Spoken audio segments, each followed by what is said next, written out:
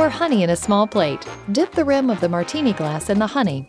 Place the crushed ginger snaps in a second small plate. Then roll the rim in the crushed ginger snaps to coat. In a cocktail shaker, combine fresh ginger, molasses, simple syrup, cinnamon, clove, and allspice. Use a muddler or small wooden spoon to mash the ingredients together to release their flavors. Add the vodka and amaretto to the shaker. Cover the shaker and shake vigorously.